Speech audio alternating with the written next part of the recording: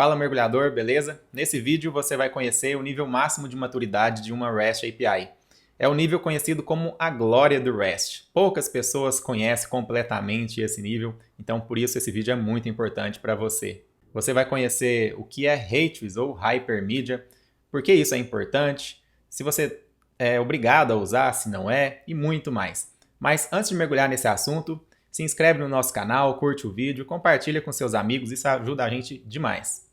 Então vamos lá, HTTPS é um acrônimo para Hypertext as the Engine of Application State, ou seja, hipertexto como um motor de estado da aplicação. Um pouco confuso, né? Muitas pessoas preferem chamar apenas de Hypermedia mesmo. O propósito central de HTTPS é dizer o que nós podemos fazer como próximo passo após uma requisição em um recurso e qual é a URI desse próximo passo. Um exemplo simples para entender e que está presente no nosso dia a dia é o funcionamento da navegação em páginas web. Olha só, eu acessei aqui o site da americanas.com.br, não estou querendo fazer nenhuma propaganda aqui, tá? Eles não me pagam nada para isso, mas só para você entender como funciona o HTTPS ou Hypermedia, tá? Então nessa página aqui, veja que nós temos vários links para os produtos. Então se eu tenho interesse nesse produto, nesse smartphone aqui, eu clico nesse link e vou acessar a página desse produto. A partir dessa página, eu posso acessar outros links de outros produtos ou até mesmo de alguma categoria aqui em cima, por exemplo, notebook. Eu clico e vou acessando aqui essas outras páginas onde vai me listar os produtos.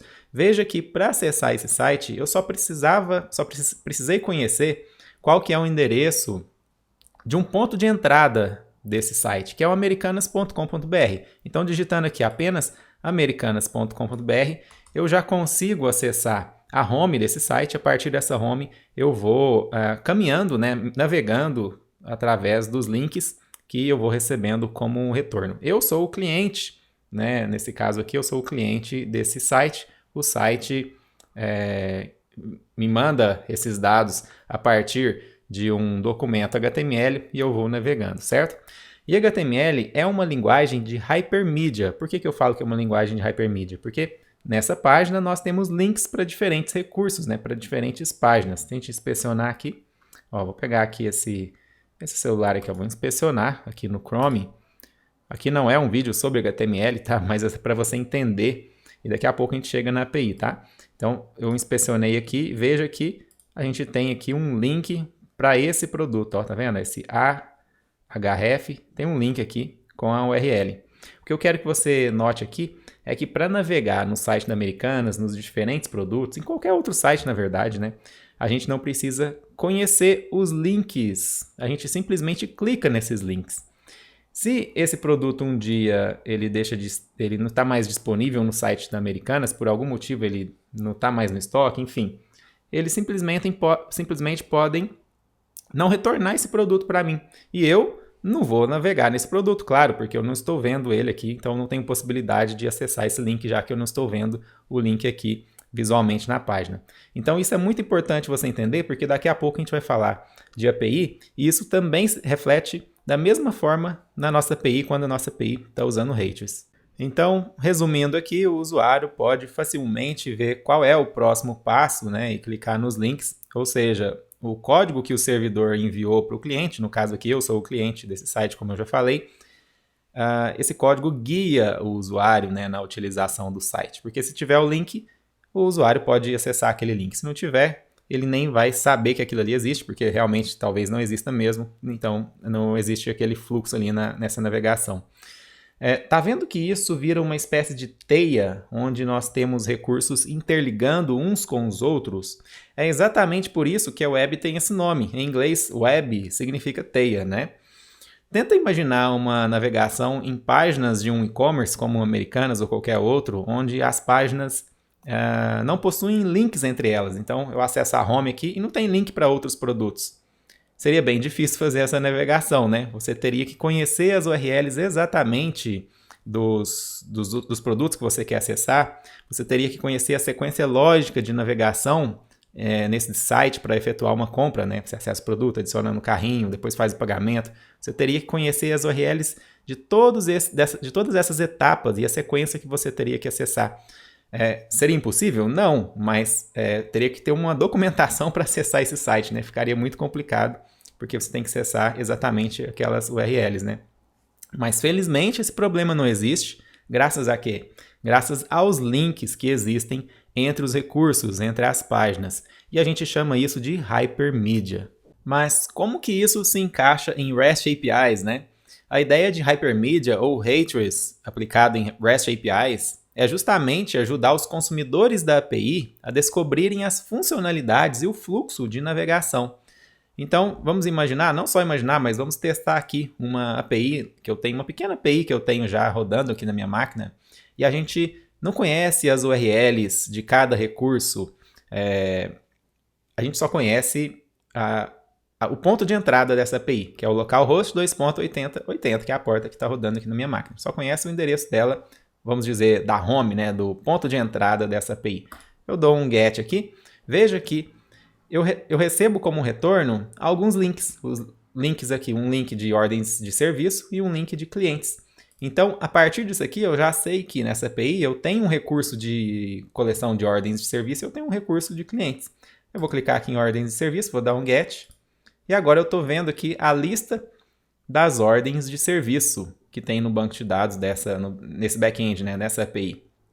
Veja que nós temos aqui um array, né, uma coleção de ordens de serviço com algumas ordens de serviço. Ó, ordem de serviço de ID 1, né, ordem de serviço de ID 2. Cadê? Aqui ID 2. Mas vamos supor que nos interessamos aqui pelo ID 1. Eu quero ter mais detalhes dessa ordem de serviço de ID 1. Eu tenho aqui o link para a ordem de serviço de ID 1. Eu posso dar um get. Aqui eu estou com a ordem de serviço de ID 1. Se eu quiser acessar o cliente dessa ordem de serviço de ID 1, tem aqui o URL desse cliente, que é o ID 1 também, o cliente, por coincidência aqui, né? Então, o cliente de ID 1 que está atribuído aqui a essa ordem de serviço de ID 1. Mas eu não quero isso, eu quero, por exemplo, voltar para a coleção, quero voltar para a lista de ordens de serviço. Tem aqui o link também, para você voltar. Ou não, imagina que eu quero finalizar essa ordem de serviço. Então, uma ordem de serviço tem alguns status, né? Ela pode estar cancelada, aberta, finalizada. Então, essa aqui, ela está aberta, ela não está finalizada. Está com status aberto aqui. Imagina que eu quero finalizar ela. Se eu quero finalizar essa ordem de serviço, eu clico nesse link aqui. E aí não é um get mais, é um put. Eu faço um put. E olha só, está finalizado. 204 no content, quer dizer que executou com sucesso. Se eu voltar aqui e fazer um novo get nessa mesma ordem de serviço, dá uma olhada o que vai acontecer com esse link finalizar aqui. Ele sumiu. Não existe mais a possibilidade de finalizar uma ordem de serviço. Por que não? Porque eu já finalizei. O status dela é finalizada. Não posso finalizar novamente. Então, você acabou de ver aqui uma grande vantagem quando você usa H-Trace, que é você conseguir evoluir a sua API sem ficar quebrando as coisas.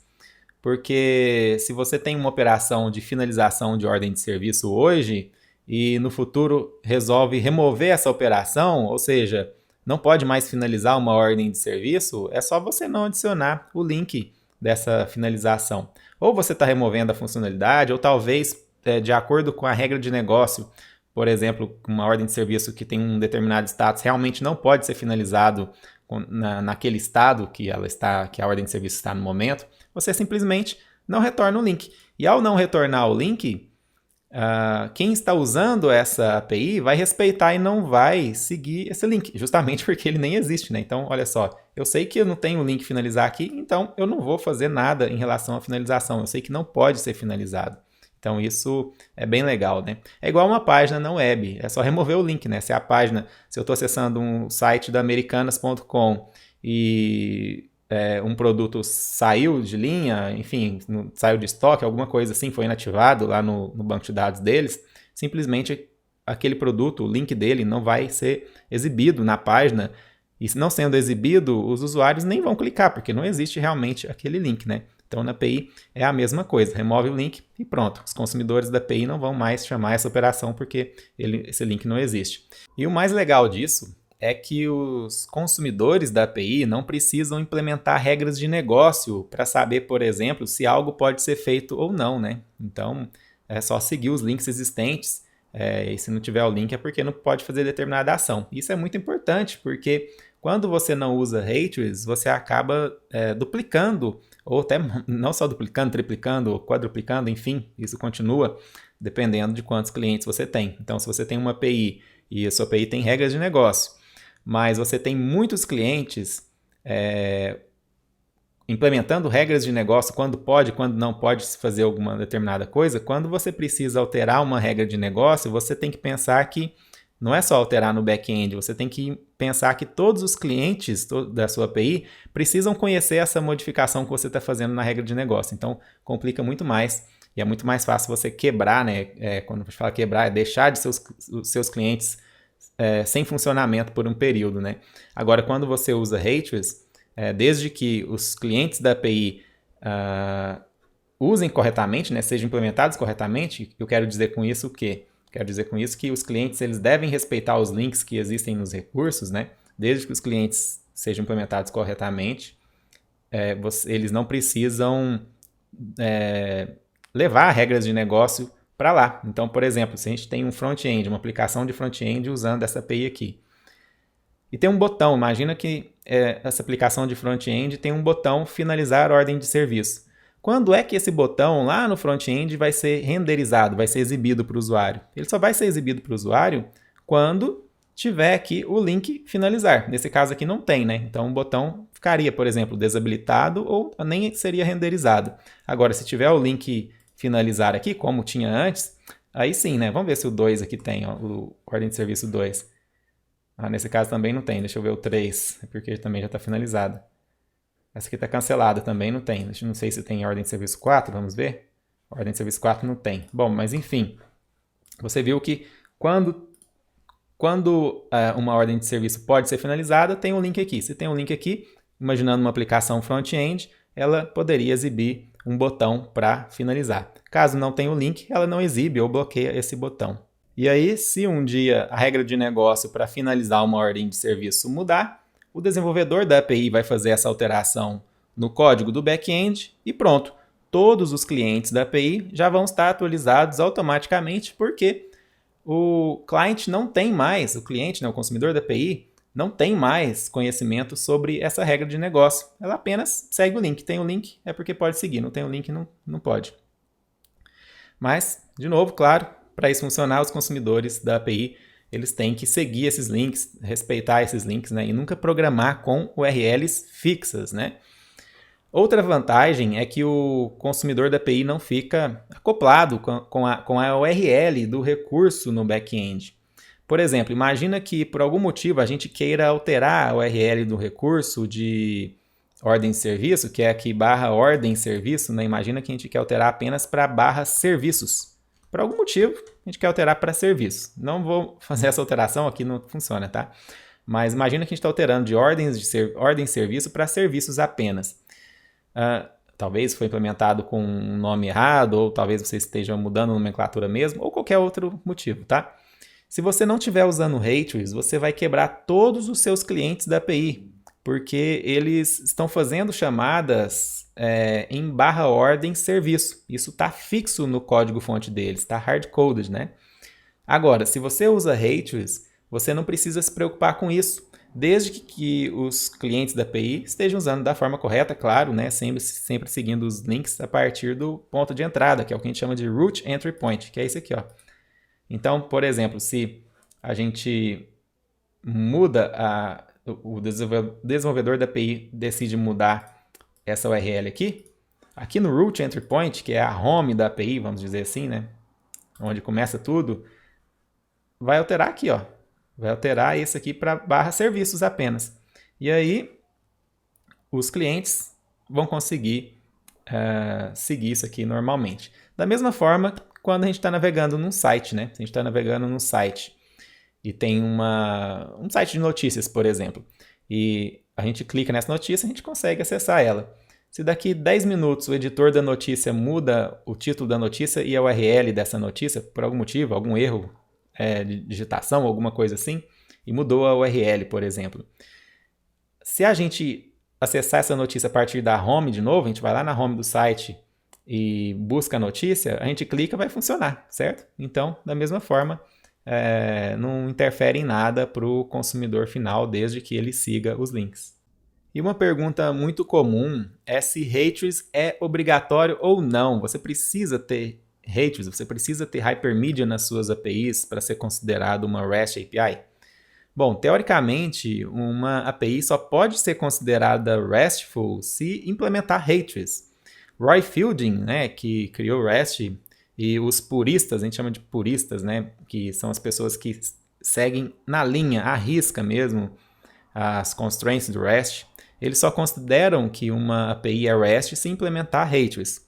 Mas na prática, o mercado ainda está num nível de maturidade um pouco menor. A maioria das APIs que você vai encontrar no mercado não usam Ratres, e está tudo bem, tá? Sendo um programador mais pragmático, sendo um programador mais pragmático, eu acho importante avaliar a relação de esforço versus benefício para cada projeto que você vai desenvolver. Pode ser que faça sentido implementar Ratres, mas pode ser também que não faça. O esforço, inclusive, é bem maior quando você implementa Ratres. O que eu penso é que você deve implementar isso se trouxer valor para o seu projeto. Ou seja, se realmente isso for te ajudar, e claro, se for ajudar principalmente os consumidores da API. Implementar uma API com Ratres dá muito mais trabalho, por isso, se não fizer sentido no seu projeto ou se seus consumidores não estiverem dispostos ou aptos a usarem corretamente, é melhor que você nem implemente. Você economiza até muito tempo, né, muito esforço para uma coisa que talvez não vai ser usada corretamente. Então, não, na minha opinião, pelo menos, eu não acho que é obrigatório, mas é importante ser avaliado sim. E já que no mercado existem APIs que o pessoal acaba chamando de REST, implementadas de diferentes formas, né? Olhando todo esse cenário, um programador chamado Leonard Richardson identificou alguns padrões de maturidade em APIs existentes e fez um mapeamento. Esse mapeamento foi chamado de modelo de maturidade de Richardson. Ele separa as APIs em 4 níveis, de acordo com a sua maturidade. O nível 0 é o mais rudimentar. E Ratres, que a gente está estudando aqui nesse vídeo, está no nível 3, que é o nível máximo do modelo de maturidade, conhecido como a glória do REST. O mercado nem considera os níveis 0 e 1 como realmente REST, tá? No mercado, para você dizer que tem uma REST API de verdade, profissional, considera aí a partir do nível 2. Ou é nível 2 ou é nível 3, que é quando você usa Ratres. E quando você usa Ratres, onde é que você coloca os links, né? Imagina que a sua REST API retorna formato JSON, né? Onde é que você vai colocar esses links? Bom, existem algumas especificações para formatos de Hypermedia que definem exatamente como representar os links ali dentro do JSON. Mas não é obrigatório usar uma especificação para ser considerado Ratres. Basta ter links dentro de um recurso para outros recursos. Só tendo isso, você já pode considerar que está usando Ratres sim.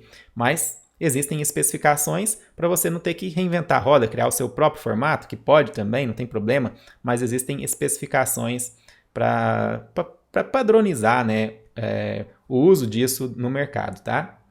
Agora deixa eu te mostrar aqui as principais especificações para formatos de Hypermedia. Essa aqui que você está vendo é o HAL, Hypertext Application Language. É uma especificação para representações de recursos com Ratres. Ela é bem simples e é a mais usada hoje, pelo que eu percebo. Inclusive, esse é o formato que a gente usou aqui nessa API que eu te mostrei, com os links dessa forma, ó, underscore links. Isso aqui não foi à toa, isso aqui é porque o HAL especifica isso, que os links devem ficar dessa forma exatamente. Então, a gente está usando o HAL aqui nessa API. Tem uma outra chamada HAL Forms. HAL Forms é uma especificação que funciona em conjunto com HAL para suportar formulários dinâmicos da interface do usuário. Tá? Se você tiver interesse, depois você pode pesquisar, eu não vou aprofundar tanto nisso não. Tem uma outra chamada Uber, não é empresa de aplicativo de carros não, tá? É uma especificação também que chama Uber. Temos aqui a Collection JSON, temos a Siren, JSON API, JSON LD, enfim, existem várias especificações, essas aqui são as principais que eu conheço, mas você pode usar algum formato próprio seu também, tá? Mas o ideal é usar um padrão, né, uma especificação adotado pela comunidade. Eu gosto de HAL porque acredito que é a mais usada hoje em dia. Se você tiver curiosidade em saber uma API famosa que usa Ratres, deixa eu te mostrar aqui, ó. A API do GitHub usa Ratres. Vamos dar uma olhada aqui, GISTs. Vamos ver aqui um exemplo aqui, olha só. Um exemplo de representação que eles usam, olha só. Eu não sei aqui qual especificação para HEITS, para Hypermedia eles usam. Eu acredito que é uma própria deles, tá?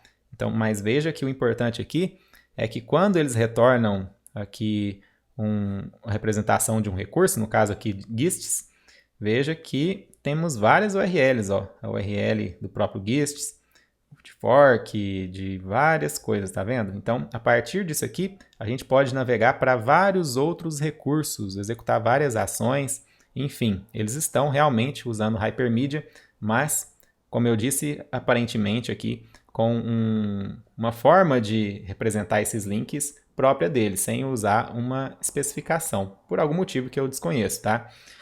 Uma API agora que não usa Hypermedia, que inclusive, como eu disse, a maioria, tá? A maioria do mercado não usa Hypermedia. Não sei se isso um dia muda ou não, mas é a realidade hoje. O iFood. O iFood tem uma API aqui disponível para a gente olhar aqui a documentação. E a gente pode ver que, olha aqui um exemplo de representação que eles retornam. Não tem nenhum link aqui, tá vendo? Então, nesse caso aqui, quem implementa um aplicativo, um sistema que consome essa API aqui do iFood, vai deixar, claro, as URLs fixas no código, hard-coded mesmo. Então, se você quiser buscar aqui esses merchants aqui, né? Então, você vai colocar exatamente o que está aqui, ó, /merchants, /id. Se um dia eles mudar isso aqui para um outro nome de merchants, eles mudar para, sei lá, se eles colocar em português, ou mudar para um outro nome, né? Vai quebrar todos os clientes. Claro que dificilmente eles fariam isso, porque eles sabem, né, que se eles não estão usando Hypermedia, eles provavelmente devem ter avaliado o custo-benefício ou não, né? Talvez fizeram isso na época, pode ser uma API antiga, talvez sem pensar tanto. Mas, enfim, o que eu quero te dizer é que nesse caso aqui, como não usa HEITS, os clientes eles vão ficar com as URLs fixas e por isso eles têm que tomar muito mais cuidado nesse caso para não quebrar os clientes, não alterar uma URL e quebrar todos os clientes, que devem ser milhares que usam isso aqui, né?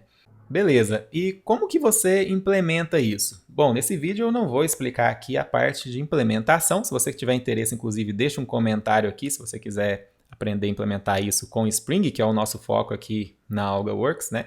Mas eu já vou te deixar aqui uma dica que é usando o projeto Spring HEITS. Então, dentro do ecossistema Spring, existe um projeto chamado Spring HEITS que ele fornece aí uma API, né, para facilitar a gente a criar representações REST que seguem, né, os princípios de HEITS. Então, esse aqui é o projeto e é bem interessante usar esse projeto aqui. Inclusive, a gente usa ele no nosso curso especialista Spring REST. Vários alunos já sabem usar isso aqui. É muito legal.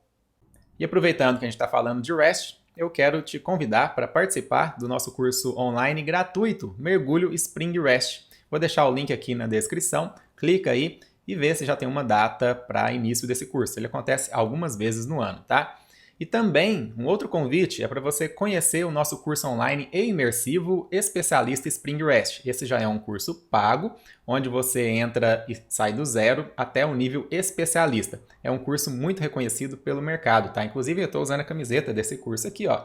Os alunos, em breve, vai ter oportunidade de ter essa mesma camiseta aqui. Camiseta novinha, chegou hoje, inclusive, aqui para mim. É isso aí, conhece esse curso que vale muito a pena. Te vejo no próximo vídeo, mergulhador. Um abraço.